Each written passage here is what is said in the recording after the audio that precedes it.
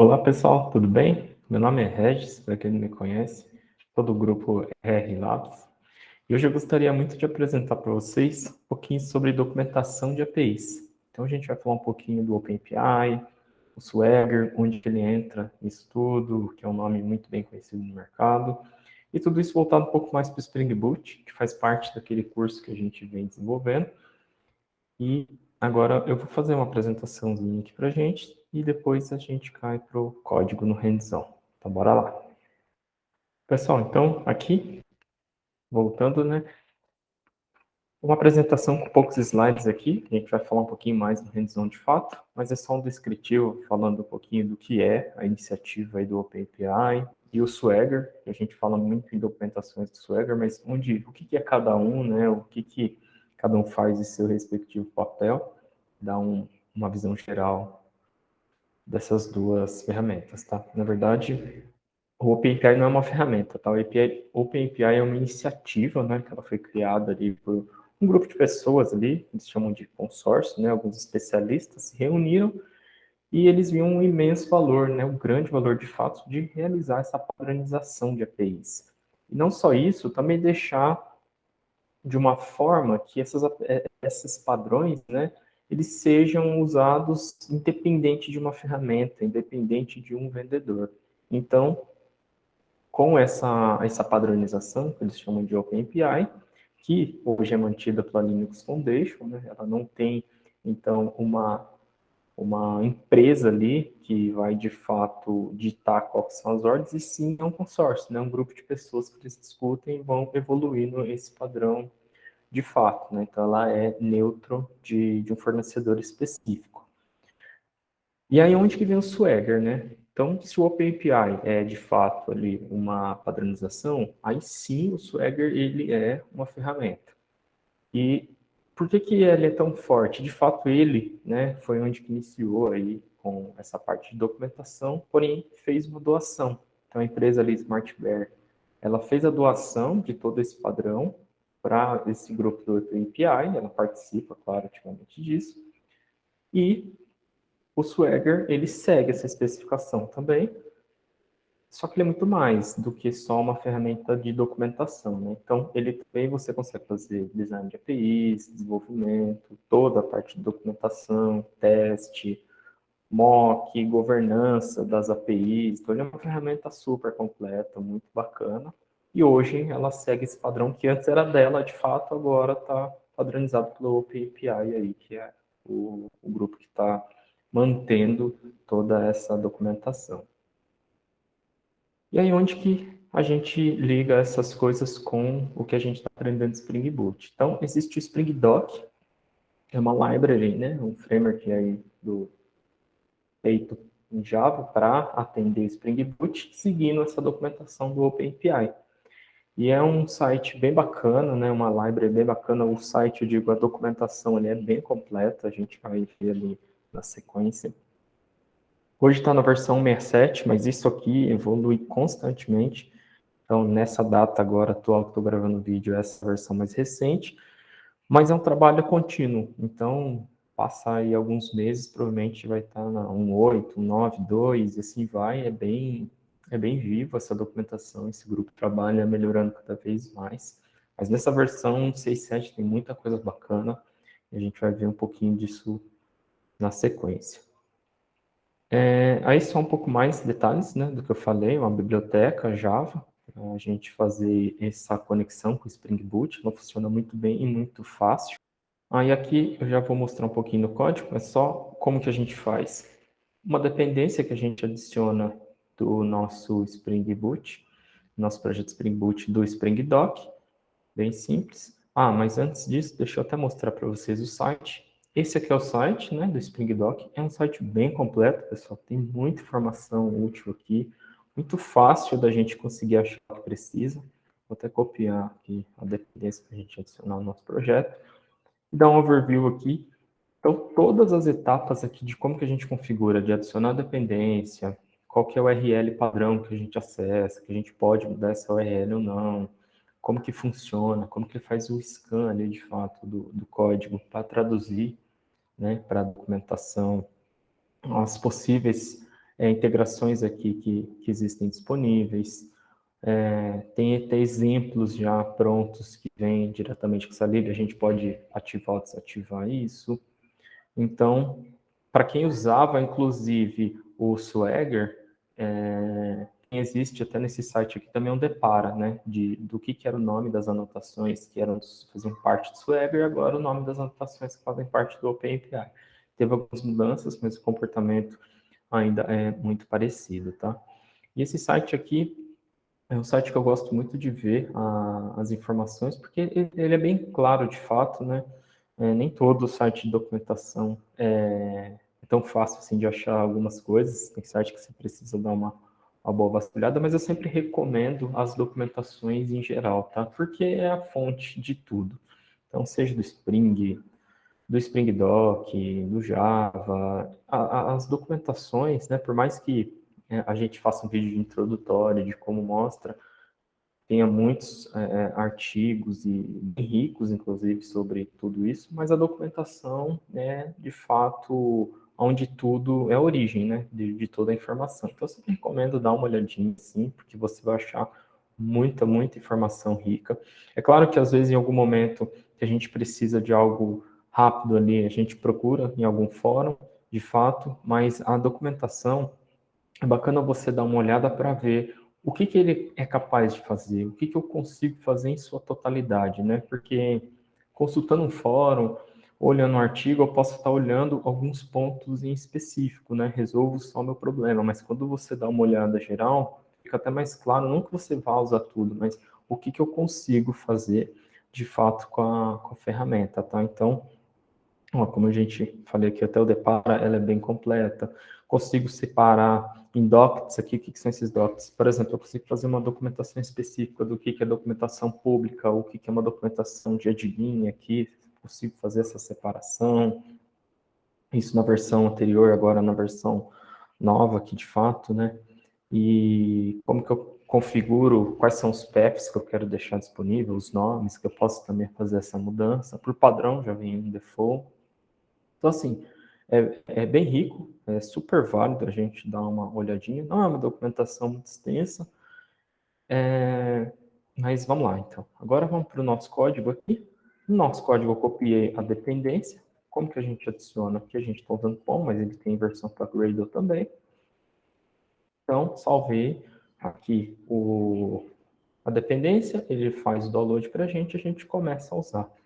Como que a gente começa a usar essa documentação aqui, né? Então, dentro da minha API, eu vou adicionar o @tag. O que é o @tag? De fato, é onde que ele vai dizer a minha API. Só antes até de começar, só do fato de eu ter adicionado a lib, eu já consigo ver a documentação ali do nosso OpenAPI. É claro que aí, à medida que a gente vai adicionando algumas anotações, algumas informações, a gente vai enriquecendo a documentação, mas só de eu subir a nossa aplicação aqui, a gente já vai conseguir ver ela de fato, tá? Como que fica a nossa documentação. Então, deixa eu só subir aqui e mostrar a versão padrão, subiu. Como que a gente acessa aqui. Então, vou só fazer uma atualização aqui. Aqui já é a nossa visão inicial da documentação, tá, pessoal? Ela vem sem descritivo, assim, os descritivos é o que eu falo, o que faz cada API, porque isso é o que a gente de fato vem enriquecendo, mas eu já consigo listar todas as operações. Ela já faz um scan aqui para mim. Então, por exemplo, a API de criação, ela já lista, eu já consigo fazer um exemplo de chamada, já mostra para mim aqui de fato os parâmetros que eu tenho, como que eu recebo e tudo mais, tá? Mas como que a gente enriquece isso? Por exemplo, essa API post-user, o que que ela faz de fato? Essa user controller, o que que é de fato essa API? O que que ela vai fazer? E aí, no código aqui, é onde a gente começa a indicar, né, documentar isso tudo. Então, a documentação @tag é a documentação que vai dizer para mim o que essa API, User API, como um todo, ela faz, né? Então, aqui a gente tem o nome, esse atributo obrigatório aqui, poderia ser User API, por exemplo. Aí eu tenho a descrição dessa API, que eu vou adicionar aqui, por exemplo, a API para realizar o cadastro de usuários. E aí eu faço uma atualização aqui, vou resumir meu serviço, e a gente já vai conseguir visualizar isso ali na documentação da API, tá? Legal, atualizou. Aqui, ó, ele já tirou, não deixa mais aquele nome do controller, que é o nome que já vem por padrão, e ele já colocou a descriçãozinha bonitinha aqui para mim. API para realizar cadastro de usuários. Pô, legal. Em cada operação, eu também consigo fazer essa documentação. Eu também consigo ir explicando o que cada operação faz. É claro que aqui são operações muito simples, mas vai ter contextos, cenários, que são aplicações, são APIs que fazem uma operação mais complexa, tem alguns parâmetros que você precisa deixar muito bem explicado, porque um parâmetro pode dar um direcionamento para um cenário ou outro. Então, isso tudo a gente consegue ir enriquecendo a nossa API aqui. E como? @operation é a anotação aqui sempre de IO Swagger V3. Então, operation é a anotação que vai nos dizer ali o que essa API, essa operação mesmo está fazendo. Eu posso colocar um summary, que é como se fosse um resumo ali, por exemplo, cadastro de usuário. Aí eu posso colocar uma descrição mais completa dela ali. Vocês veem que tem bastante atributo aqui que eu posso estar usando, tá? E a gente vai falar um pouquinho mais de algum deles, tá? Então, a descrição, e para realizar o cadastro de usuário. Tá muito próximo aqui, claro, mas isso dá para você enriquecer, colocar um texto bem mais completo ali, de fato, o que ele faz, parâmetros obrigatórios, a gente fala um pouquinho também de como que eu documento os parâmetros, posso enriquecer com exemplos, de fato, tá? Aqui eu vou atualizar. A API do post aqui, agora ela já está dizendo aqui, ó, que é o summary nosso, né? Cadastro do usuário, e aqui tem todo o meu detalhamento do que de fato essa API faz, tá? E aí eu posso colocar, por exemplo, exemplos de resposta também. Então tem uma API responses, porque eu posso colocar só API response ou responses, que são todas as minhas possíveis respostas. Normalmente o API ela tem várias opções, porque você devolve um código de sucesso, um erro de validação se a informação não está preenchida de acordo, um erro de processamento geral, alguma regra que você quer devolver um código específico. Então, a gente pode colocar todas as opções de resposta. E aí eu tenho o API Response, que é especificamente cada uma. Vou colocar aqui a descrição, por exemplo, usuário criado com sucesso. Ou somente sucesso, aí vai um pouquinho do que detalhar. Sempre detalhar, sempre é melhor, né? Isso aqui é só um exemplo de fato. Qual que seria o response code? Então, no nosso caso de criação, seria o 201. Uma string aqui, tá? 201. E o conteúdo. Esse conteúdo é o que eu vou estar recebendo aqui, devolvendo de fato, né? Então, no nosso caso, a gente está devolvendo um user response, mas tem os casos também que a gente pode não estar devolvendo nada, e sim só o código, que é o caso, por exemplo, um exemplo do update, um delete, aí a gente deixa o quê? Só com @content. Quando tem um @content, eu não estou informando, olha, não tem resposta, vamos assim dizer. Se tiver resposta, aí a gente pode enriquecer um pouco mais. Como? Aí a gente coloca o esquema aqui, tá? Então, esse atributo esquema, ele recebe uma anotação @esquema aqui também, tá? E ela vai receber uma descrição, um nome e uma implementação que vai ser, por exemplo, a nossa classe de resposta, tá? Então, se aqui eu devolver um user response, nessa implementação aqui eu posso dizer, olha, tá? Ponto, nome da nossa classe, ponto class, aí posso colocar a descrição, o que é de fato, e ela vai dizer o que? Ah, então quando eu tiver uma resposta da criação de sucesso dessa API, eu vou devolver um código 201, ele vai devolver uma resposta com o conteúdo dessa classe aqui. Dentro da própria classe, a gente pode adicionar uma anotação chamada @schema. Esse @schema, ele vai ser escaneado também ali dentro do Swagger, e a gente pode colocar uma descrição e um nome para ele aqui também. Então, sei lá, recurso com dados para cadastro do usuário, por exemplo. Se eu tiver mais de um recurso, eu vou documentando, colocando o que é cada um de fato. O nome aqui do nome desse recurso, tá? E aí eu vou enriquecendo isso cada vez mais. User search, por exemplo. Posso colocar dentro de cada atributo um esquema aqui. Então, vou colocar uma descrição, pedido usuário, vou colocar aqui um esquema, a descrição vai ser o nome, opa, descrição,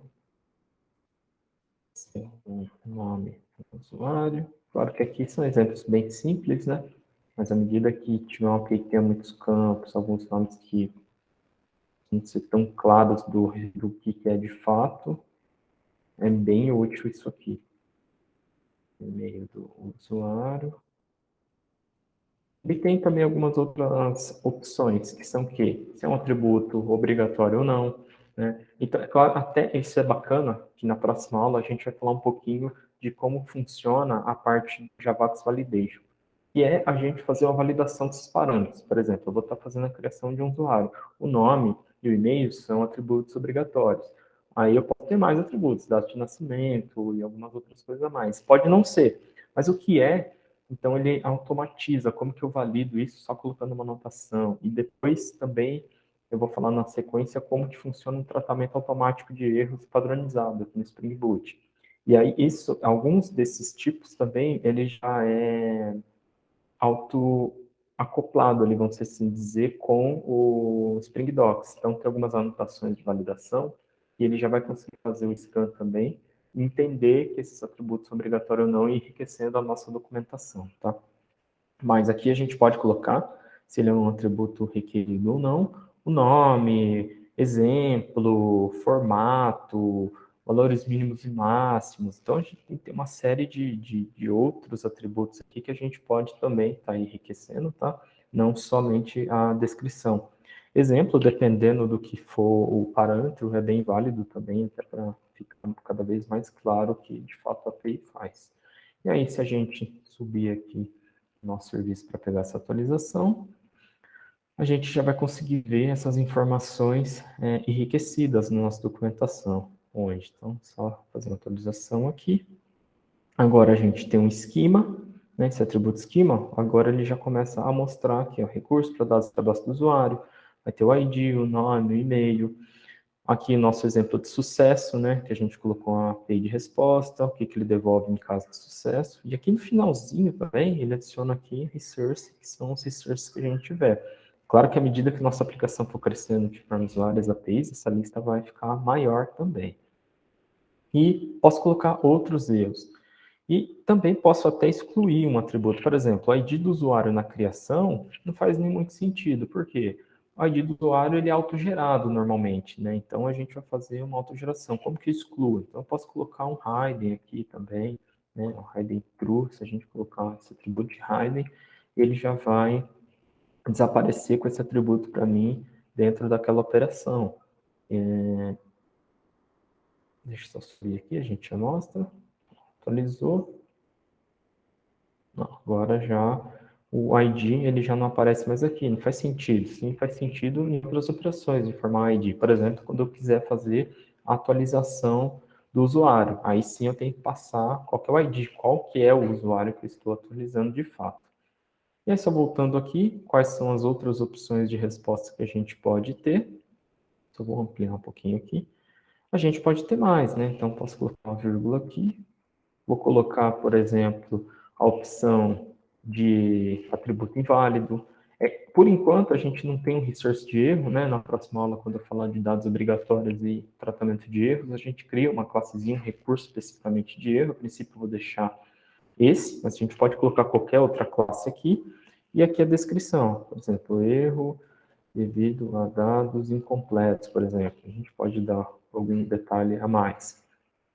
Eu posso colocar um tratamento de um erro 500 aqui, por exemplo, que for quando houver, né, um erro ao processar a informação, por exemplo.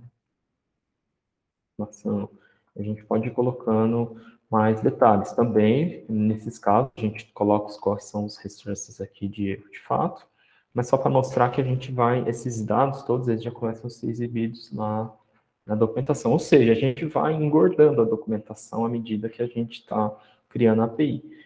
Enquanto carrega aqui, tem um outro contexto bem bacana e muito utilizado, que o pessoal faz o quê? É ter primeira definição, é chama API First, onde você define primeiro o contrato da API antes mesmo da implementação. Aqui, a gente começou a fazer a implementação e estamos documentando, mas é muito utilizado também o inverso, onde cria a primeira definição e da definição a gente traduz aquilo para código, tá?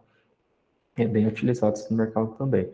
E aqui onde que a gente está vendo, ó, já tem o 201, 400, o 500, então a gente vai engordando isso aqui, quais são os campos que é devolvido em cada situação e o que, que é cada código de erro de fato. Então agora eu começo, para quem vai consumir isso, começa a ficar muito claro. Ah, quando eu enviar aqui, né, o nome, o e-mail, criar um usuário, quais são as opções de respostas que eu tenho? Então isso aqui fica muito bem documentado. Ah, quais outras variações? Então, eu posso ir engordando, de fato, todas as nossas outras operações, com exemplos muito parecidos, e isso vai ficando bem rápido. Um exemplo, por exemplo, aqui, que a gente tinha falado, quando eu não quero um objeto de resposta, né? Então, por exemplo, imagina que quando eu fizer aqui um update, faz sentido eu devolver o objeto ou não? Não sei. Vamos só simular aqui que não fizesse. Então, vou colocar um void aqui. Ele vai reclamar aqui que eu preciso trocar na nossa implementação também, tá? Vou trocar aqui para efeito de teste. Então, vou colocar aqui uma resposta só de OK, tá? Só que vai devolver um 200. Depois, quando a gente começar a trabalhar com a parte de persistência, a gente preenche os to-dos que a gente tinha feito aqui nas aulas anteriores. Então, agora eu tenho o void, e aí eu vou colocar essa documentação, ela é muito parecida com a do create, só que é de atualização. Então, ó, atualização de usuário, por exemplo. Para revisar atualização. Claro que a gente documenta com mais detalhes, aqui é só um exemplo, tá? Por isso que está bem pobrinha a documentação. E a gente vai enriquecendo, por exemplo, aqui a gente tem um ID, que esse ID não vai vir aqui no corpo, de fato. Por quê? Porque é um parâmetro obrigatório, isso a gente já vê como que passa ali também na documentação, que eu posso colocar um parâmetro, né?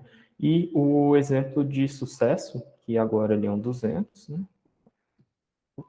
200 aqui, isso. E não tem conteúdo nenhum, tá? Então, ele fica o content com arroba content. Isso está dizendo, a gente informa aqui para o OpenAPI que, nesse caso, eu não tenho, de fato, nenhum conteúdo de resposta, sim, só vai vir um código, tá? Regis, e como eu faço, igual você disse aqui do parâmetro aqui obrigatório, por exemplo, o get, o meu search aqui, ele é um caso que a gente vai ter alguns parâmetros, né, de filtros. Como que a gente faz isso? Só dando um update para a gente ver o resultado disso. Mas existe também anotações que eu posso colocar o arroba parameter. Então, esse arroba parameter vai nos detalhar o que está vindo de parâmetro, seja ele obrigatório ou não. Só para a gente fechar o update aqui, pessoal.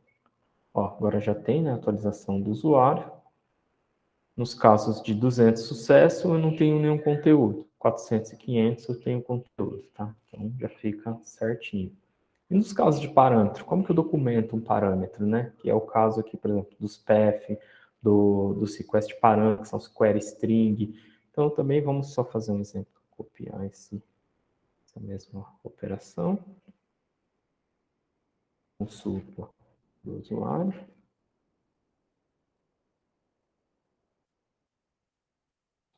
Usuários. Região. E aqui, coloca arroba parameters. A gente vai ter o value aqui, que são a lista de parâmetros nossos. Arroba parameter. A gente vai ter qualquer o nome aqui do nosso parâmetro, por exemplo, nome. Amém. E a gente vai ter um exemplo, por exemplo, do que é esse parâmetro aqui, sei lá, regis. A gente tem até um atributo in, dizendo se esse atributo aqui é um query, um path. No caso do parâmetro do put ali, que passa um ID, a gente poderia documentar com path parâmetro. Nesse caso, um query, tá? Pode adicionar aqui. E também vou colocar um atributo que é o value e-mail, tá? E-mail, slash3@gmail.com. Também um query parâmetro. A gente fazer uma atualização aqui, a gente vai conseguir visualizar isso aqui também documentado na nossa API, tá? A gente atualiza. Vai ver aqui na nossa consulta, na consulta de usuários, os dois parâmetros, os nossos exemplos aqui, tá? Então, aqui é claro que está focado esses dois exemplos, a gente fez a parte de persistência, mas aí a gente pode estar adicionando os parâmetros que a gente quiser aqui de fato, tá bom? Tem um outro recurso, pessoal, que a gente pode fazer na exclusão de uma API. Por exemplo, tem uma API também que eu não quero que ela seja exibida de fato.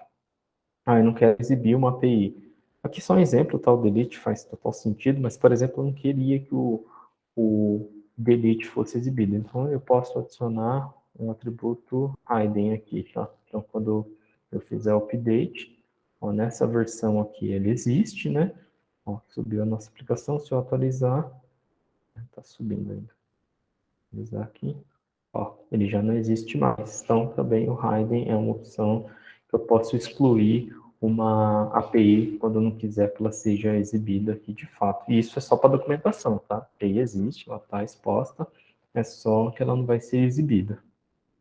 E tem muitas outras coisas, pessoal, aqui na documentação que é possível, que é viável fazer. Isso aqui é uma visão geral de como que a gente consegue fazer documentação. Quanto mais rico a gente deixar de fato, né, mais ela bem documentado, mais fácil de integrar, mais recursos a gente consegue disponibilizar para quem vai consumir, fazer todo um bom uso, né, passar os parâmetros adequados e tudo mais. Então, dê uma olhada nessa documentaçãozinha aqui, eu gosto bastante, eu acho ela muito útil aí, de fato, porque que a gente precisa.